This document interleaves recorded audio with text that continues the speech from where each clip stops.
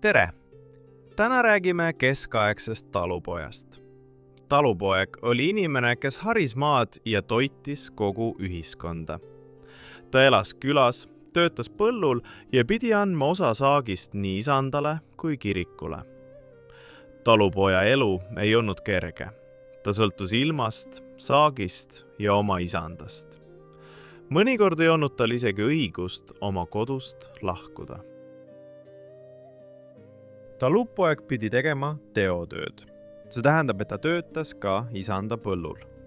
Lisaks andis ta osa oma viljast ja loomadest andamiks. Kirikule tuli anda 10% saagist. Seda kutsuti kümniseks.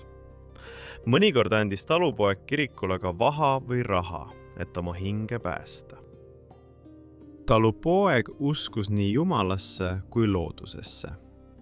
Ta palvetas, aga uskus ka vanu kombeid ja ravitsejate tarkust. Mõnikord segunesid kristlikud ja paganlikud uskumused. Ravitsejad pidid olema ettevaatlikud. Neid võidi süüdistada nõiduses. Nõiduses süüdistatud inimesi karistati karmilt. Talupoja toit sõltus aastaajast ja jõukusest. Tavaliselt sõi ta leiba, herneid, kapsast ja porgandit. Rikkad said lubada liha, vürtse ja eksootilisi roogi.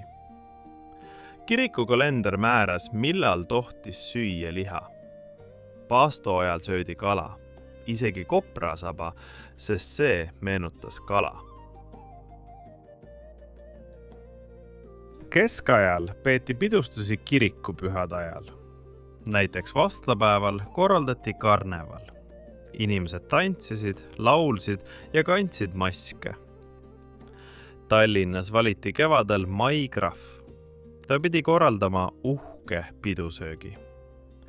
Maikrahvi valiti mitte ilu, vaid rahakoti järgi, et ta suudaks kõiki kostitada. Talupoja elu oli raske, aga täis traditsioone ja tarkust.